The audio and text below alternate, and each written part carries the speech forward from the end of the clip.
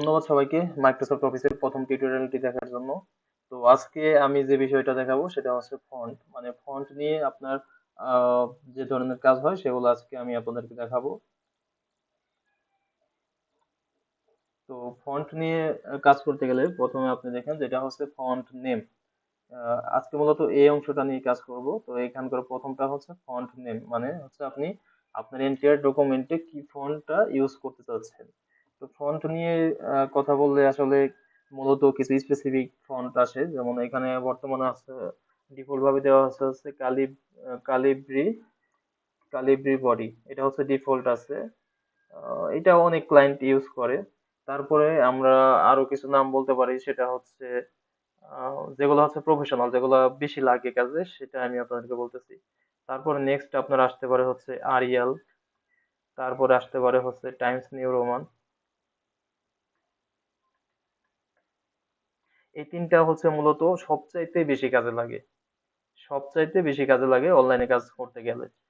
Times New Roman USA তে প্রচুর কাজে লাগে। অ্যান্ড যদি ইউরোপের কথা বলি, সেক্ষেত্রে আরিয়াল অথবা কালিব্রি এই ধরনের ফন্টস তারা বেশি প্রিফার করে, অথবা তারা কিছু স্পেসিফিক ফন্টস দিয়ে দেয়, যেমন ধরেন অ্যাপস অ্যাপস্টক্স, এই ধরনের কিছু ফন্টস নেম আছে যেগুলো তারা দিয়ে দেয়।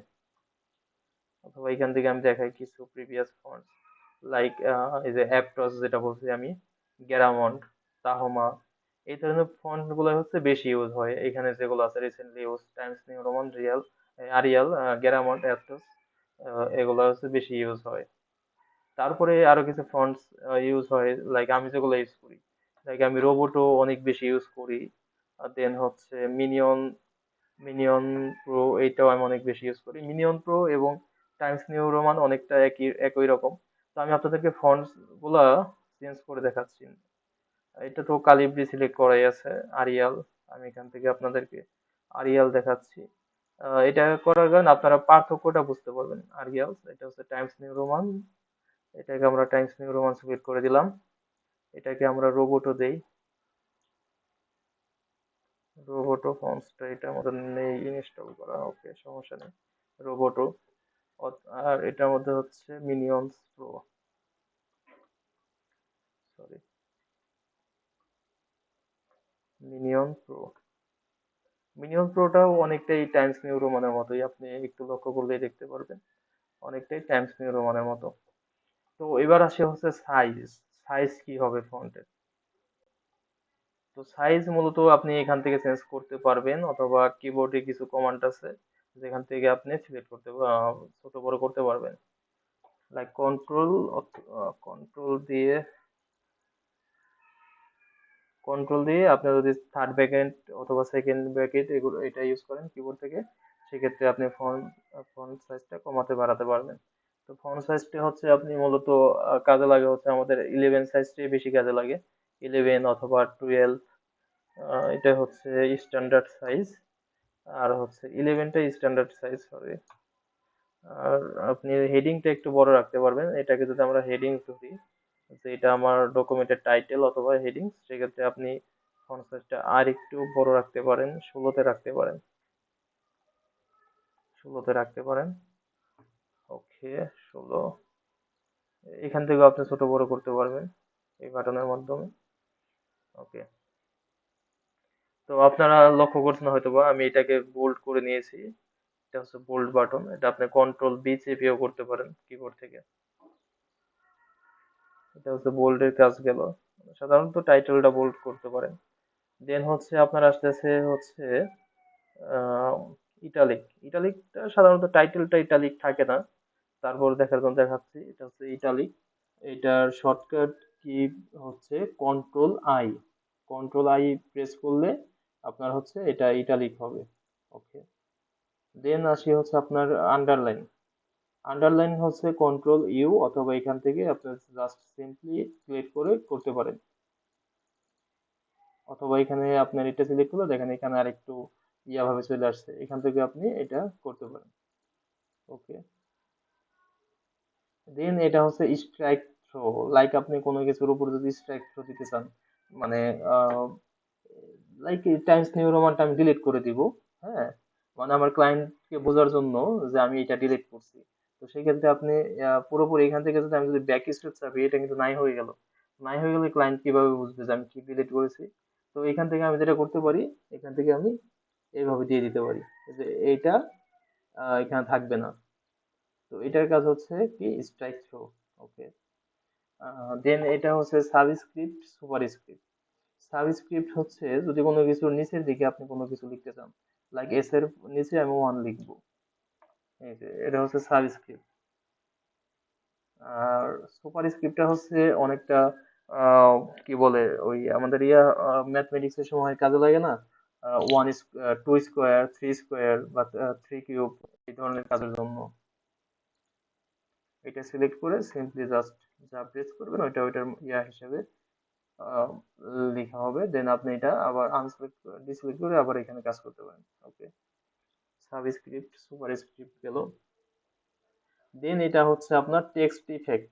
লাইক আপনি টেক্সটের উপরে কোনো ইফেক্ট যদি দিতে চান, সেক্ষেত্রে এটা কাজে লাগে। কিন্তু কোনো প্রফেশনাল কাজ করতে গেলে, কোনো ক্লায়েন্টের কাজ করতে গেলে, লাইক আমি আমেরিকানদের প্রচুর কাজ করেছি, ওইখানে আমার কখনো এটার কাজে খুবই কম লাগছে, মানে এটার কাজ লাগে নাই বললে চলে।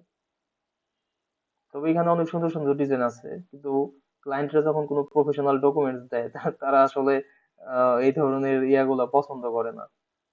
তো এখান থেকে আপনি সিম্পলি ট্রাই করে দেখতে পারেন, মানে কি কি অপশন আছে। এখানে শ্যাডোর ব্যাপার আছে, যদি আপনি টেক্সটে শ্যাডো দিতে চান, আউটলাইন আছে, আউটলাইন কালার আছে।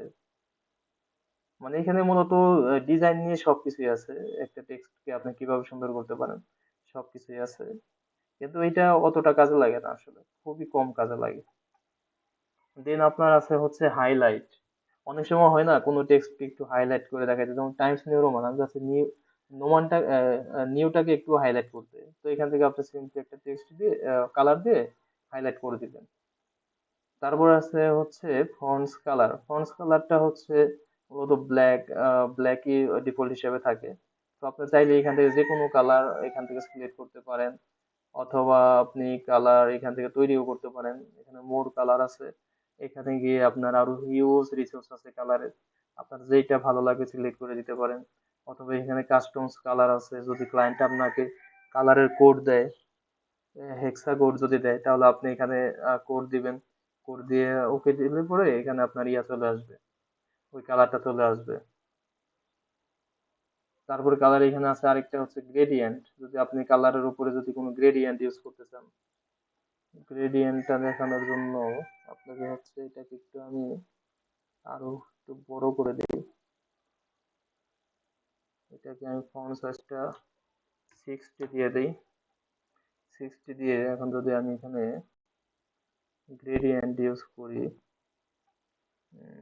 এই ধরনের গ্রেডিয়েন্ট, মানে ডান পাশে একটু ডার্ক বেশি থাকবে, বাম পাশে একটু কম থাকবে। দেখেন আপনি যখন লক্ষ্য করেন, আপনি এই পুরোটা দেখেন, পুরোটা হচ্ছে একটু বেশি ডার্ক, এন্ড মিনিয়নটা হচ্ছে একটু হালকা, মানে এই পাশ থেকে ডান পাশ থেকে ডার্ক হইতে হইতে বাম পাশে চলে গেছে, মানে ডান থেকে বামের দিকে একটু হালকা। তো এটা আমরা দেখলাম হচ্ছে আপনার ফন্টের ভিতরে কালারের মধ্যে এটা হচ্ছে গ্রেডিয়েন্ট। হ্যাঁ, এখানে মোর গ্রেডিয়েন্ট আছে, এখানে আরো অনেক গ্রেডিয়েন্ট আছে। আপনি চাইলে এখান থেকেও কালার চেঞ্জ করতে পারেন, গ্রেডিয়েন্টের ট্রান্সপারেন্সি দিতে পারেন। এই যে এগুলা টেনে টেনে আপনি আর একটু কালার কোথায় বেশি হবে কম হবে, এটা আপনি সিলেক্ট করতে পারেন। ওকে,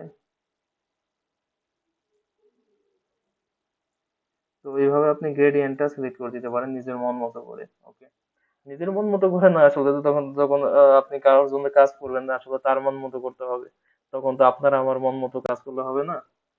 তো এই হচ্ছে মূলত ফন্টের কাজ গেল এখানে। তো ফন্ট নিয়ে আসলে আরো অনেক কাজ হবে ফন্ট নিয়ে। আমি কালকে আরেকটি টিউটোরিয়াল দিব, সেটা হচ্ছে ফন্টের। আমি তো জাস্ট এই উপরের এগুলা দেখাইলাম, ও এই একটা বাটন দেখাই নাই, এটা হচ্ছে রিসেট বাটন।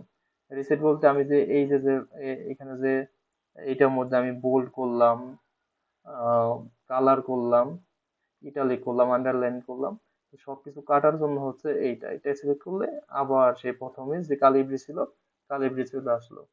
এটা যে মিনিয়ন প্রো, এটাকে আমি এখানে রিসেট দিলাম, মানে ক্লিয়ার বাটন লিখে, বাট আমরা রিসেট বলতে পারি। তো এই হচ্ছে মূলত ব্যাপারটা। ফন্ট।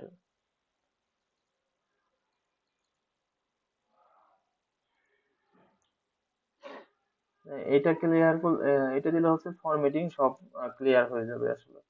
ওকে। তো নেক্সট ডে আমি যে কাজটা দেখাবো সেটা হচ্ছে, আমি তো আজকে জাস্ট এই যে টুলস গুলা, এই সমস্ত টুলস নিয়ে আপনাদেরকে দেখালাম। কালকে হয়তো আপনাদেরকে দেখাবো আমি হচ্ছে অ্যাডভান্স কিছু কাজ, যেটা এখান থেকে দেখাবো। এখানেও ফন্ট আছে, এখানেও কিছু ইফেক্ট আছে, টেক্সট ইফেক্ট আছে, অ্যাডভান্সের এখানে কিছু কাজ আছে। এগুলো নিয়ে আমি কালকে আরেকটি টিউটোরিয়ালের মধ্যে আলোচনা করবো। তো আজকের মতো ভালো থাকেন সবাই, ধন্যবাদ সবাইকে। আর অবশ্যই আপনারা সবাই একটু কষ্ট করে সাবস্ক্রাইব করে দিবেন আমার চ্যানেলটা, কারণ এটা নতুন, খুবই নতুন। এবং আমি আপনারা সাবস্ক্রাইব করলে আসলে আমি আসলে ভিডিও করতে সাহস পাবো আসলে, কারণ ভিডিও তো সবসময় করা হয় না। তো আপনারা যদি একটু সাবস্ক্রাইব করে দেন সেক্ষেত্রে হয়তো আমার আগ্রহটা আরেকটু বাড়বে টিউটোরিয়াল করার প্রতি। তো ধন্যবাদ সবাইকে, ভালো থাকবেন সবাই, আল্লাহ হাফেজ।